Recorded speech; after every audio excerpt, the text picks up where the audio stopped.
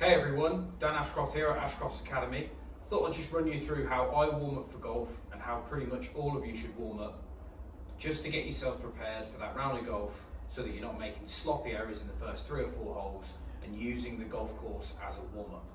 So I hear all the time that some people say they play better golf on the back 9 and they always tee off really early and they can't warm up because the range isn't open or it's too dark, etc, etc.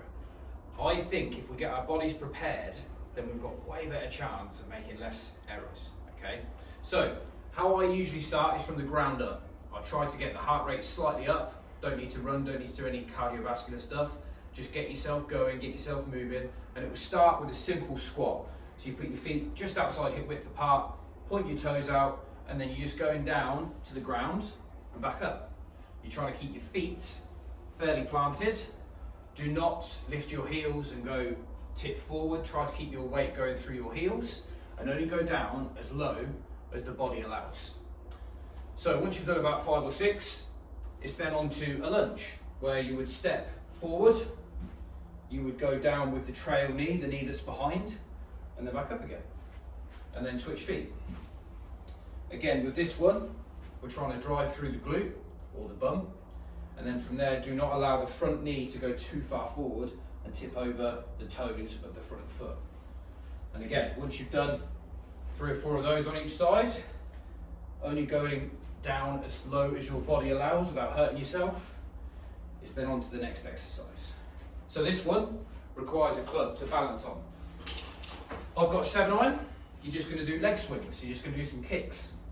So you're going to go forward and back and try to increase your range of motion with every one. Once you've done 5 or 6, switch leg. Try not to fall over. Going higher and higher, but only as far as your body allows. And then, pop the club away. This is one that reminds me of my football days.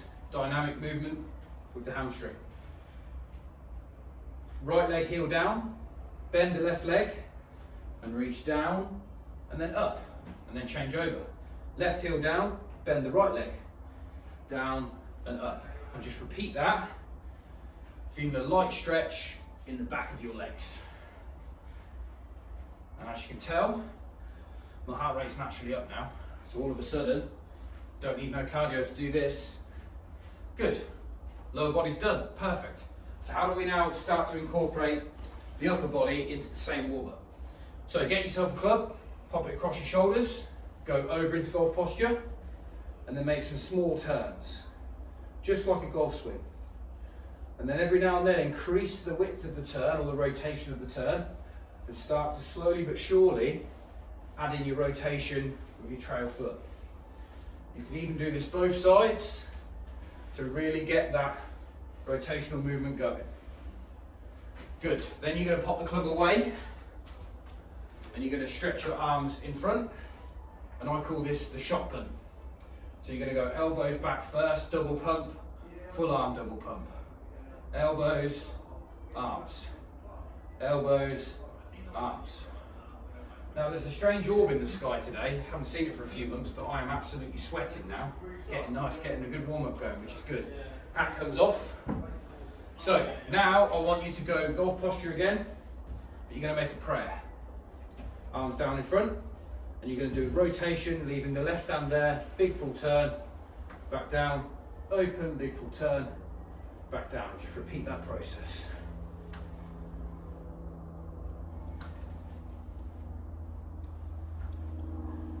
And then once that's done, you're pretty much ready to go, okay? For the guys and girls that do have access to a driving range or a practice ground, I will now take you into the end of the warm-up, which involves actually hitting golf shots.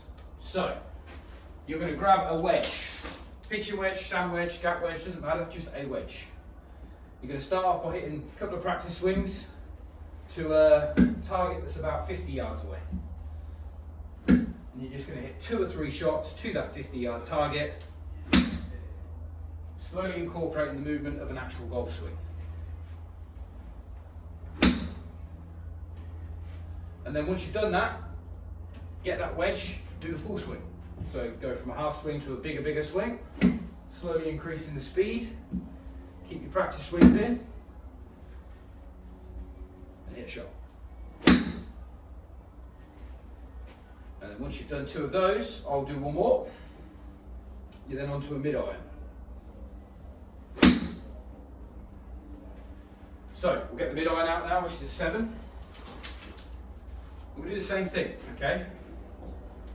So you're really getting yourself warmed up, getting yourself going all the way through the bag towards the driver.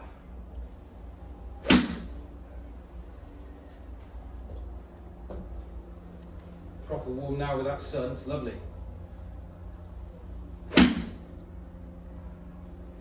Two or three shots mid-iron, and then you can jump to a driver.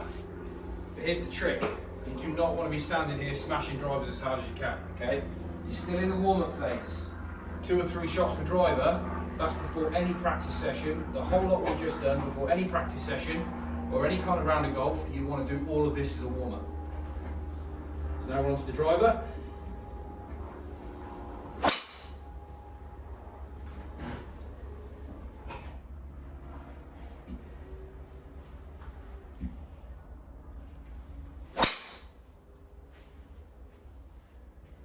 Good, so that's my warm-up complete. Now if I'm going into a practice session, I will then talk, think a bit more about what I'm doing and what I'm trying to work on. Maybe it's with a 7-iron, slow motion swings, or it's pitching, whatever it might be. If it's a tournament or a golf round you're about to play and you care about your score, which hopefully all of you do, when you warm up and when you're practicing, try to take note of what kind of shot you're hitting, because that is the shot that you're primarily going to go out on the golf course with. We do not want to use our warm-up or our practice session before a round of golf as a means to try to change the golf swing. We can't do it. It's too late. You've left it far too late, and we're not going to get that score coming down how we want it to. So bear that in mind. Hope you enjoyed the video. Like and subscribe, and I'll see you soon.